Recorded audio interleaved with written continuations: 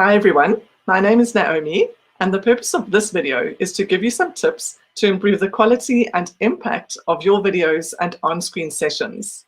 If you're not yet familiar with me, I'm a long-time personal branding photographer, videographer, trainer, and online course creator.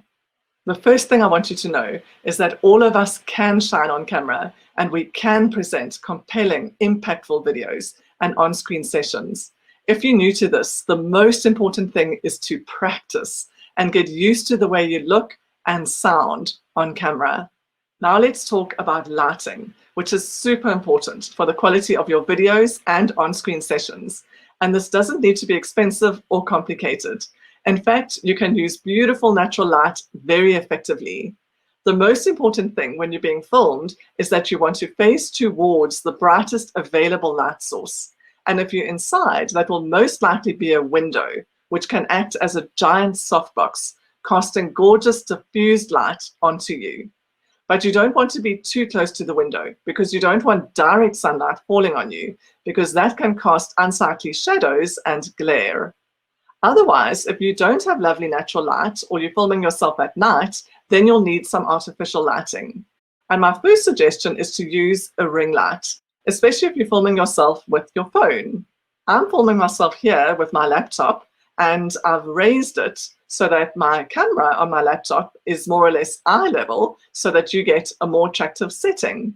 Here what I have is a ring light just on one side in front of me and a desktop lamp just in front of me on the other side. So these lights are balancing each other nicely. I'm going to show you what my ring light looks like, and the first thing I'm going to do is to switch it off. So bear with me and you will see the effect. That's what it looks like. So this little holder holds my cell phone in portrait orientation, or I can switch it like that and have it in landscape orientation. And I've got mine on a GorillaPod. That's what it looks like. So this happens to be just the right height for me to be filming myself with my phone, for example, on my desk. I might have it on a taller light stand if I needed more height. Let's switch that back on. There you go. Next is audio. If you're going to be filming yourself in a relatively small room with soft furnishings, carpet, curtains, then you may find that your audio on your phone or your laptop is not too bad, but you definitely will improve the quality if you use a microphone.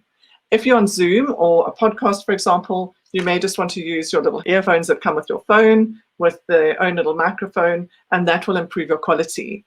Or what you can do is, if you're filming yourself on video and you don't want earphones, you can use a little microphone like this that's compatible with your phone that you would clip somewhere over here on a lapel, for example, and that would also plug into your phone with a long enough cable to have a nice setup in front of you.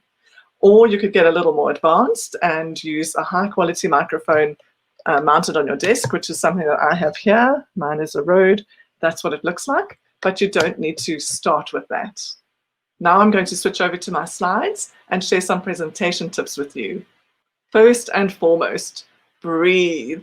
This may seem ridiculously obvious, but I can't tell you how often we've seen our clients hold their breath a bit during a shoot.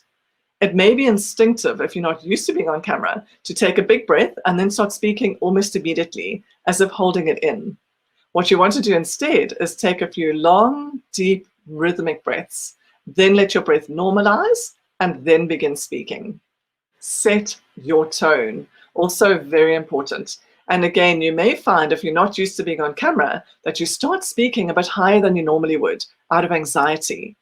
Drop that tone down a little before you start speaking so that you can project confidence and your viewers can pick that up from you.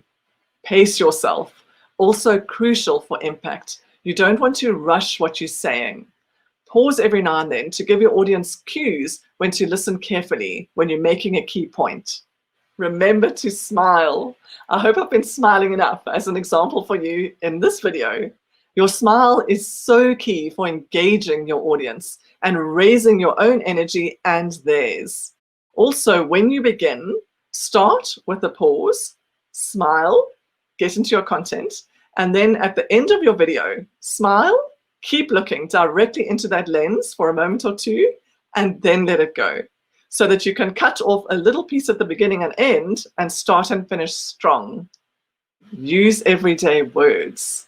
Don't be tempted to use industry-related jargon or complex intellectual language. Speak simply, clearly, and succinctly in your videos. And your final tip for today is to maintain good body language. Always, you want to maintain a strong posture, shoulders back, chest out, tummy in, and keep your torso slightly forward towards that camera lens to promote engagement with your viewers. Also, use your hands when you need to emphasize a point, but don't let them be distracting. That wraps up our tips for this video. I hope you've enjoyed it and found it helpful. If you'd like to know more about me and my work, you're welcome to visit my website at naomiestvand.com. Thank you for watching and have an inspiring rest of your day.